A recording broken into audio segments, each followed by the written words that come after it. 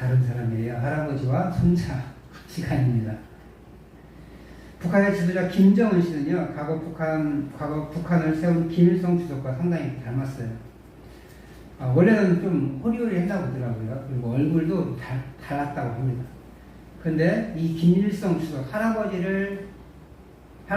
외모를 닮게 하기 위해서 살도 찌우고, 그 다음에 성형수술도 했어요. 심지어 패션도 비슷하게 이렇게 할아버지와 입게 했다고 합니다. 그들은 김정일, 이 김일성과 김정은 사이에 있는 김정일 씨 있죠, 국방위원장. 그 사람의 후계자 조건을 북한의 첫 주석이었던 김일성과 외모를 닮은 사람으로 여겼던 것 같아요. 후계자의 첫 번째 조건, 할아버지와 외모를 닮아라. 이런 김정은에게 자신을 닮을 포동포동한 딸이 있습니다. 그래서 공식 자리에 많이 나와요. 그런데 정식 국정원 요원의 발언에 의하면, 우리나라 이 국정원 있잖아요. 국정원, 국가정보원. 그분의 어떤 발언에 의하면 이 김정은에게 아들이 있대요. 근데 왜 공개사성이 드러내지 않느냐? 이 아들이 창백하답니다. 호리호리하고. 그래서 김일성과 전혀 닮지 않았기 때문에 공식사성에 드러내지 않는다라고 말을 해요. 근데 아마도 북한에서는 살도 찌고 통통하고 얼굴에 이제 살이 쪄야 복스럽다고, 그래서 복받았다고 생각하는 것 같아. 물론 반대인 사람도 있어요. 인민은 저렇게 굶어 죽는데 김정은 딸은 돼지처럼 보인다고 해서 북한을 찬양하던 사람이 북한이 싫어서 탈주하고 북한에 관련된 일을 하지 않는 그런 사람도 있기는 하다고 하더라고요. 근데 기본적으로 북한은 다들 말라 있으니까 이 살찐 사람을 좋아해요.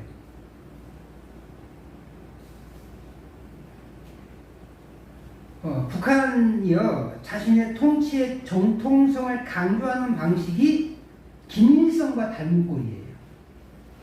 그래서 그 아들이, 김정은 씨의 아들이 닮지 않았기 때문에 공개하지 않는 것으로 보인다고 이야기하더라고요. 그러니까 북한의 이 후계자의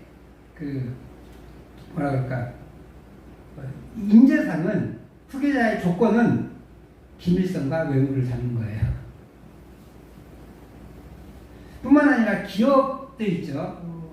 기업의 주인들, 오너들이라고 하는 주인들도 기업을 이끌어갈 후계자에 대한 인재상들을 가집니다. 그래서 그들은 대부분 이제 자녀들로 후계자를 삼잖아요. 근데 자녀가 한 명이면 그 사람에게 주면 되는데, 자녀가 여러 명이면 자신이 생각하는 후계자를 삼습니다. 그래서 삼성에 얼마 전에 돌아가신 이병철 씨는 후계자를 셋째 아들을 삼아요. 나머지는 첫째 아들도 가장 핵심의 회사를 물려준 게 아니라 그냥 변두리. 원래는 물론 이제 그게 삼성에 처음 시작할 때는 삼성의 핵심이었지만, 실제 그 당시 이병철 씨가 아들에게 물려줄 때는 삼성전자가 가장 핵심이었는데 그것을 셋째 아들이 주는 거예요. 그처럼 후계자를 이끌어 나갈 인재상들을 가져요. 그래서 장남에게 보통 주는데 장남이 그 역할을 못할 것 같다 그러면 둘째나 셋째에게 주는 경우도 있다는 거예요. 나름 후계자상을 기르고 그에 맞는 교육을 철저하게 시킵니다. 그럼에도 그 안에서 이제 골라서 더 좋은 위치에 맞는, 그 역할에 맞는 사람을 후계자로 삼죠. 근데 아이러니한 게 있어요. 대부분의 리더들은요, 자신의 후계자를 뽑을 때 자신보다 훌륭하지 못한 사람을 뽑으면 돼요. 그게 4분의 3 정도 된다고 합니다. 왜 그럴까요? 자기가 드러나야 되니까. 자기가 못한 사람 뽑는다는 거예요. 그래서 교황청하고 군대는요, 지도자가, 리더가 후계자를 선정하지 못하도록 되어 있어요. 요즘 우리나라 교회들도요, 목사님 은퇴하시고 새로운 목사님 청빙할 때 그 이전 담임 목사님이 영향을 못 주도록 이렇게 배제하는 경우가 상당히 있습니다. 그래서 죄송한 얘기긴 한데 이렇게 뇌물을 받고 하시는 경우도 있긴 하더라고요. 그러니까 그런 거 못하게, 그리고 조금 교회를 잘 섬기지 못하는 사람을 뽑지 못하도록, 이렇게 담임 목사님이 욕심껏 뽑지 못하도록 이렇게 배제를 하고 철저하게 성도들 위주로, 그리고 파송된 임시대행전과 함께 이렇게 교회에 가장 맞는 목회자를 뽑으려고 노력하는 교회들이 많이 생겨났어요. 예전에는 그렇지 않은 경우도 많이 있었는데, 오늘 바울 사도는요, 자신을 대신해 예배소 교회를 섬길 장로님들에게 어떻게 교회를 섬길 것인가를 가르칩니다. 마지막이 될 수도 있기에 그의 심정은 불타는 듯 했을 것입니다. 그런 그가 마지막으로 만난 장로님들 앞에서 먼저 우리 지난주에 살펴봤던 그 말씀을 통해서 자신이 예배소 교회를 어떻게 섬겼는지를 이렇게 보여주므로 그들에게 하나님의 교회를 보살피도록 합니다. 그리고 이제 그들에게, 이 장로님들에게 하나님이 교회를 보살피도록 위임했다라는 말씀을 하세요. 28절 말씀을 같이 한번 읽어보도록 하겠습니다. 시작. 여러분은 자기를 위하여 또는 온 양떼를 위하여 섬가라. 성령이 그들 가운데 여러분을 감독자로 삼고 하나님이 자기 피로 사신 교회를 보살피게 하셨느니라. 아멘. 바울 사도가 에베소 교회 장로님들에게 부탁한 첫 번째 부탁은 삼가라예요. 삼가라. 삼가다는 조심하다, 뭐 이런 뜻을 가지고 있어요. 조심스럽다, 주의하다, 이런 뜻을 가지고 있어요. 그러니까 우리가 그 장례식장 가면 삼가 조의를 표합니다. 뭐 예수 믿는 사람들은 삼가 고인의 면목을 핍니다, 이렇게 얘기하잖아요. 그 삼가라는 말이 앞에가 조심스럽게 라는 뜻을 가지고 있다는 거예요. 바울 사도는 이 말을 하고 있는 거예요. 자기 자신을 위하여, 그리고 양떼를 위해서 주의해라, 조심스럽게 살펴라 라는 뜻입니다. 왜냐하면 성령께서 감독자, 즉 목양하는 리더로 세웠기 때문에 그래요. 오늘날 장로님들은 교회 행정에만 관여하잖아요. 사실 이 당시의 장로님들은 다 설교할 수 있는 목사와 같은 장로님들이세요. 설교권이 있는 거예요. 설교권이. 목양하는 장로님들이 목양. 그런데 하나님이 자기 피로 사셨대요. 우리가 알고 있는 흔히 말하는 성부 하나님은 피를 흘리지 않으셨죠. 그죠? 그러면 왜 하나님이 자기 피로 사셨다고 했을까, 교회를? 그 말은 이 하나님이 성부 하나님을 가리킨 게 아니라 성자 예수님을 가리킨다는 거예요. 이 당시에 바울 사도의 말은 하나님을, 성부 하나님을 의미할 때도 있고 성자 예수님을 의미할 때도 있었어요. 그래서 삼위일체 하나님을 그대로 보여주고 있어요. 그래서 학자들 간에 논란이 있습니다. 왜 하나님이냐? 어떤 분은 성부 하나님이라고 끝까지 주장하시면서 얘기하시는 분도 계시고, 어떤 분들은 성자 예수님을 하나님을 표현했다라는 의견이 있는데, 저는 그 의견을 찬성하는 거예요. 왜냐하면 당신의 피로 사신 교회라고 했으니까. 그리고 예수님도 삼위일체 하나님의 중에 한 분이시니까 이 하나님은 성부 하나님이 아니라 성자 예수님을 의미한다고 볼 수 있다는 거예요. 그래서 자기 피로 사신 교회를 보살피겠습니다. 예수님께서 당신의 피로 사신 교회를 보살피게 하셨는데 뭐로 삼으셨어요? 감독자. 감독자는 그냥 감독하는 사람이 아니라 말씀을 가지고 또 어떤 성도들의 신방을 통해서 목양하는 그런 지위를 상한다는 거예요. 그렇기 때문에 뭐 하래요? 삼가해요. 조심해라는 거예요.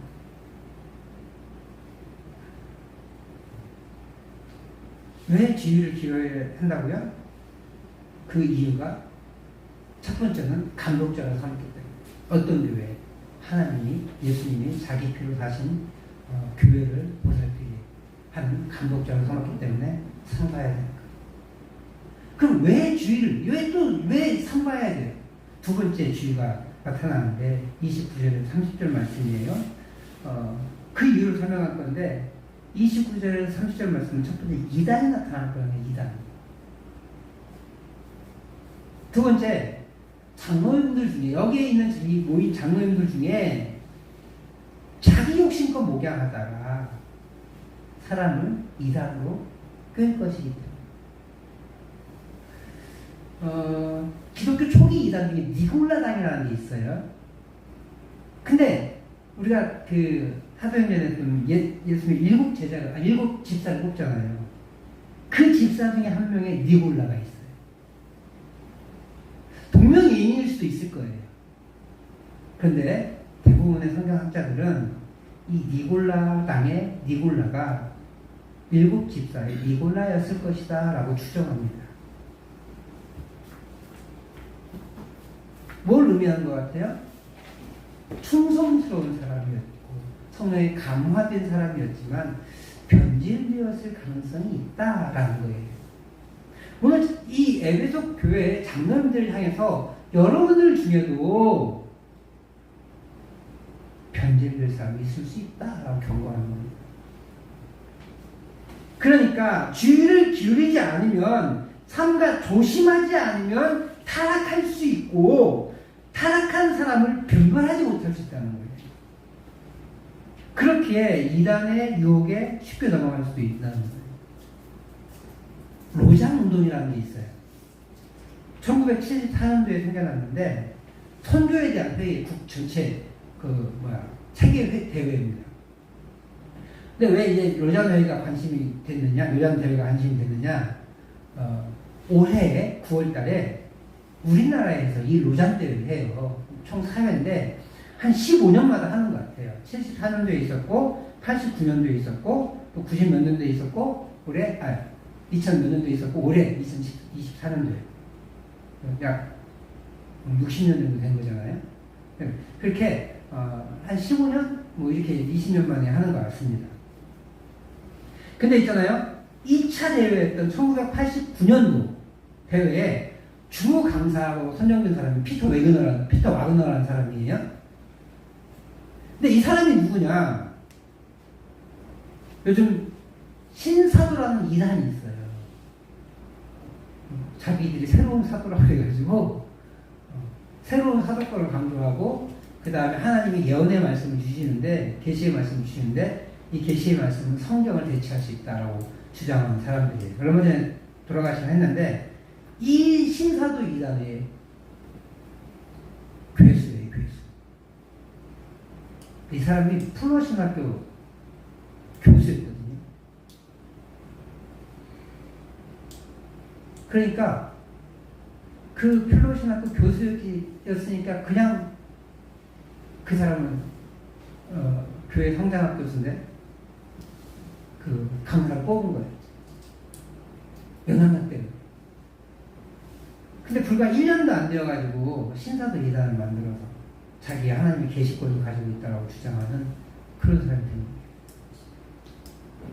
그래서 이 로잔 대회는 나름 그 보수주의적인 입장에서 세계 복음화를 위해서 애쓰는 회의인데도 불구하고 말이 많아요.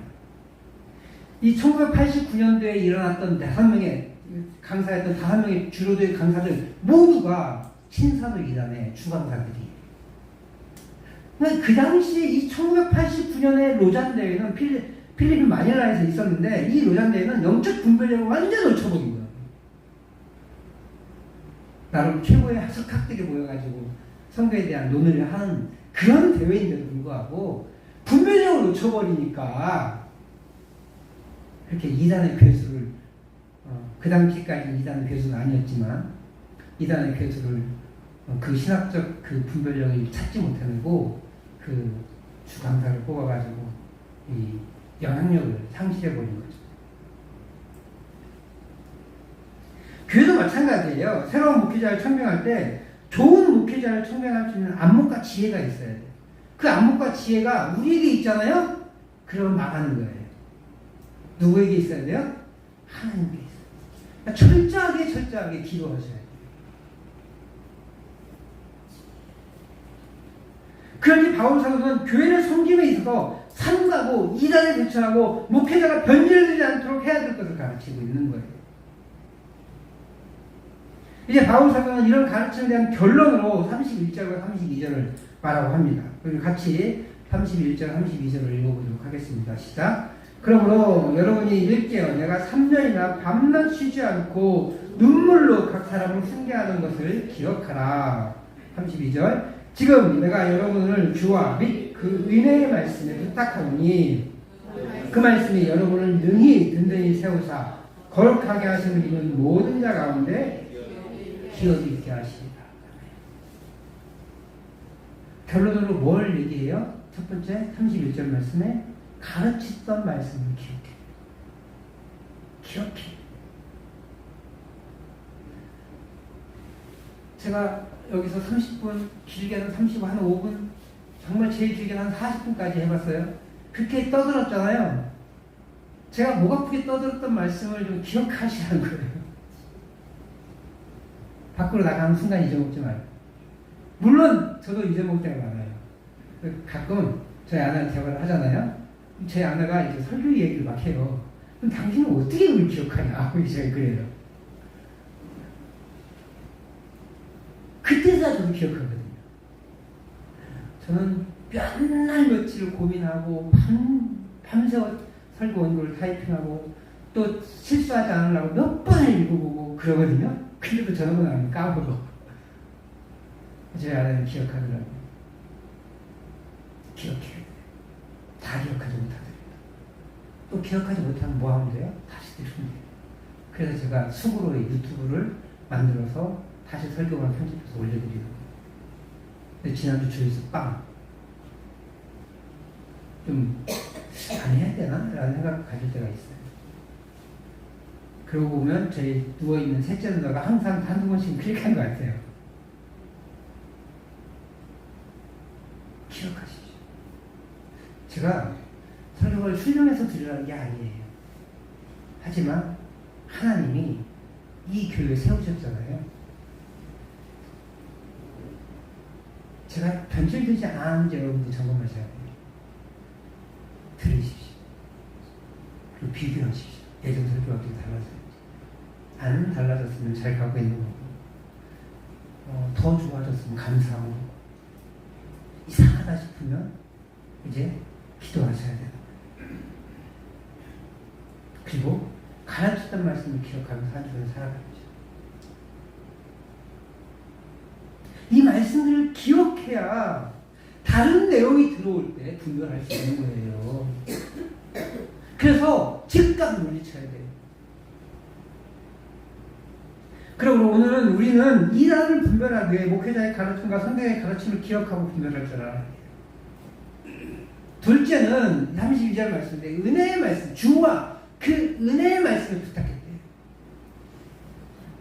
주님은 지금 우리에게 안 나타나시잖아요. 그래서 바울 사도가 그 다음에 빨간 글씨 뭐라고 했어요? 그 말씀이 그 말씀은 어떤 말씀이겠어요? 기록된 성경이가 아니에요. 사실은 어떤 거예요? 당신이 지난 3년 동안 가르쳤던 그 말씀, 기억하는 그 말씀. 근데 우리는 지금 뭐예요? 기록된 하나님 말씀 있잖아요. 이걸 뛰어넘을 수 있는 고민은 없어요. 그 어떤 목사가 와도 여기와 다른 이야기를 하면 그 사람은 목사예요? 이단이에요? 이단이에요. 양을 풀이는 사탄의 종이에요. 하나님의 종이에요. 이것을 이 기록된 하나님의 말씀을 뛰어넘을 수 없어요.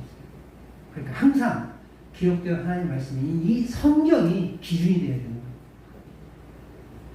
그러니까 여러분도 분별하셔야 될 게 제가 기록된 하나님의 말씀을 벗어나는지 안 벗어나는지 검증하셔야 돼요. 그래서 의심하셔야 돼요. 목사님 말씀하신 저게 뭐지? 찾아보셔야 돼요. 그래도 이해가 안 돼. 못 찾지. 뭐 어딘지 모르시는데. 그럼 목사님 이렇게 말씀하셨는데 왜 그러신 거예요? 저한테 물어보셔야 돼요. 제가 계속 강조하죠. 저한테 물어보시라고. 그럼 저는 그 근거를 되겠죠? 거기서 제가 화를 내요.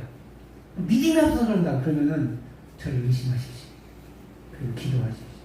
우리 목사님이 변한 것 같습니다. 바꿔주시거나 고쳐주시거나 기도하십시오. 주와 그 은혜의 말씀을 부탁해요. 그러면 그 말씀이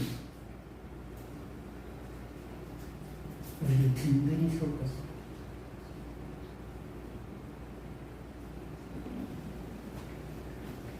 하나님의 말씀이 사람을 세우기 때문에 여러분을 능히 든든히 세웁니다.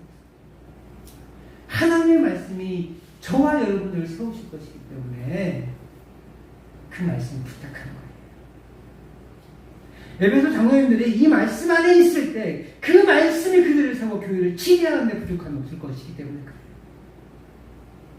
한 사람에 맡겼다면 변질될 거라는 거예요. 그래서 아부한 일로 인해서 교회가 흔들릴 수 있어요. 말씀에 맡겨졌기에 그들 모두가 한 마음으로 교회를 섬길 수 있게 되고 이로 인해 교회가 올바르게 세워질 것이기에 기업, 즉 천국에 상속받을 수 있는 유업이 있을 거라는 거예요. 이제 바울사도는 33절 이하에서 자신이 욕심 없이 교회를 섬겼다.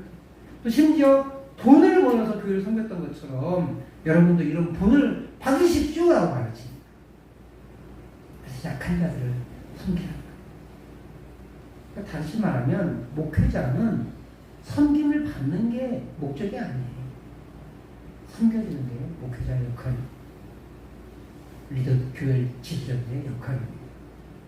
그러니까 우리 권사님들, 안수집사님들은 누구를 더 잘 섬겨야 돼요? 우리 집사님들, 성도들을 더 잘 섬겨야 돼요. 젊은 것들한테 섬김 받으려고 하는 게 아니라 신앙의 연배자로서 신앙의 후배들을 섬겨줄 줄 알아요. 근데 몸으로 섬기는 건 한계가 있잖아요. 그래서 말로 섬겨줍니다. 아이고 좋다, 감사합니다. 두 번째, 기도로 섬겨주십니다.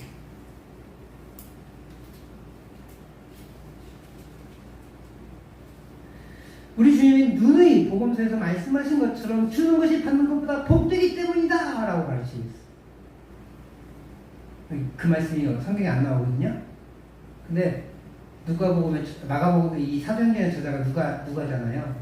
누가가 또 다른 복음서를 썼죠. 누가복음. 그 말씀 누가복음을 천천히 잘 읽어보면 그렇게 계속 가난한 자들에 대한 그런 방향성이 있어요. 그랬을 때 그 말씀을 통틀어서 주는 것이 받는 것보다 복되기 때문이다라고 가르쳤다라고 얘기하고 있어요. 그렇게 사도께서 장로님들에게 부탁하고 있는 거예요. 교회를 섬기들 내가 높아지거나 받아먹으려고 하지 말고 섬김받으려고 하지 말고 오히려 나눠주고 섬겨주라는 거예요. 특별히 어려운 사람들. 이렇게 봤을 때 바울 사도가 에베소 교회의 후계자들을 세울 때 기준점은 바울 사도가 그동안 가르쳤던 말씀이에요. 그 말씀을 기억하고 그 은혜의 말씀에 부탁된 자, 그리고 바울 사도의 본을 받아 겸손하고 섬겨주는 사람임을 볼 수가 있습니다. 그러면 가장 중요한 기준이 말씀이고 스승을 본받는 것이니까 놓쳐서는 안 돼요. 그러니까 우리가 이제 교회 지도자로 있을 때 가장 내 삶의 중심이 뭐가 돼야 돼요? 말씀이어야 돼요. 두 번째는 나의 영적 멘토, 스승이에요. 또 내가 지도자의 역할들을 자연스럽게 나이 많고 권사로서 안수집사로서 그런 직분을 가지고 있을 때 믿음의 후배자들에게 이제 믿게 된 성도님들이나 집사님들에게 뭘 보여줘야 돼요? 말씀에 의해 움직이는 모범을 보여줘야 된다는 거예요. 돈 따라가지 않고. 우리는 교회를 섬김에 있어 나름의 기준들이 있습니다. 그러나 언제나 그 기준이 되는 것은 기록된 하나님의 말씀이어야 함을 오늘 성경은 보여주고 있는 거예요. 사람은 변합니다. 겸손했던 사람이 교만해집니다. 청대했던 분이 부를 추구합니다. 명예를 추구합니다. 그렇게 사람이 변하는 것이 사실 대부분이에요. 그러므로 그런 사람들을 맹신하면 그 사람으로 인해 상처를 받을 수밖에 없어요. 저 믿지 마세요. 저를 믿지 마시고 저를 주도하는 하나님의 말씀을 믿으시기 바랍니다. 저 좋아하지 마시고요. 기록된 이 하나님의 말씀을 좋아하시기 바랍니다. 저 좋아하지 마시고 저를 통해서 선포하시는 우리 하나님을 좋아하십니다. 인간적인 입장이야 제가 서운하죠. 그러면 그런데 그렇게 돼야 저도 초심을 계속 유지할 수 있는 거예요. 서로 그렇게 하시기. 서로 무시하지 말라는 게 아니라 서로 존중해주고 서로 겸손하게 섬겨주고. 저도 끝까지 교만하지 않아야 하나님의 사역자로서 계속 살아남을 수 있고 내 평가가 하나님한테 마지막까지 좋을 수 있을 거예요. 근데 마지막을 은퇴하시는 모습 목사님들을 보면서 저도 그럴 수 있는데 이 돈을 챙겨가시려고 하시는 모습들을 보면서 아쉽다라는 생각들을 할 때가 있어요. 교회가 알아서 챙겨주실 텐데 교회도 최선을 다해야 되겠지만 교회가 알아서 챙겨주실 텐데라는 생각들을 해보게 되는 거예요. 목회자도 별반 다르지 않을 때가 안타까울 때가 있습니다. 그렇게 세상의 기준을 가지고 보면 우리는 변할 수밖에 없어요. 그러나 변하지 않는 하나님의 말씀에 우리의 마음을 맡기고 교회의 운명을 맡길 때 우리는 우리의 신앙을 지키고 우리의 마음을 지킬 수 있는 거예요. 우리 자신을 마찬가지. 우리 자신을 그리고 우리 가정을 하나님의 말씀에 맡기지 않으면 우리에게 닥치는 일들로 그 일에 흔들릴 수밖에 없는 거예요. 그러나 우리 마음을 우리 가정을 하나님의 말씀에 맡길 때 물밀듯 공격해오는 그 문제들이 흔들리지 않을 수 있습니다. 그리고 사랑하는 성도 여러분, 우리의 삶을 하나님과 말씀에 맡기고 기록된 그 하나님의 말씀에서 해답을 찾을 수 있기를 바랍니다. 잠언 16장 3절 말씀 같이 한번 읽어보도록 할까요? 시작. 너의 행사를 여호와께 맡기라. 그리하면 내가 경외하는 것이 이루어지리라. 아멘. 우리 삶의 문제들, 마음의 소원들, 그것을 하나님께 맡길 때 그분께서 그분의 뜻에 맞게 이루어 주실 줄 믿습니다. 심지어 이를 위해서 악인도 사용하신다고 4절 말씀에서 얘기하고 있습니다. 우리 4절 말씀 한 번 더 읽어보도록 하겠습니다. 시작. 여호와께서 온갖 것을 그 쓰임에 적당하게 지으셨나니 악인도 악한 날에 적당하게 하셨느니라. 아멘. 저 말씀 지금 얼마나 유복이든지 내 주변에 악한 인간들이 많았어요. 진짜 악인은 아니고 그 사람들 그나마. 근데 내 마음을 힘들게 하는 그런 분들이 좀 있었어요. 옛날에. 저 말씀 들으니까 정말 어마어마한 말씀들. 악인도 악한 날에 적당하게 악인까지도 사용하셔서 우리의 삶의 문제들을 해결하시고 하나님의 자녀로 삼아주시는 거예요. 우리의 마음의 소원을 이루어주십니다. 그렇게 하나님께 의탁된 삶은 그분에 의해 움직여지고 사라지게 됩니다. 그 은혜를 우리 성도님들이 누리시길 축복합니다. 주의 말씀에 굳게 서서 그 말씀의 은혜를 풍성히 누리시는 우리 성도님들 되시기를 다시 한번 주의 이름으로 축복합니다.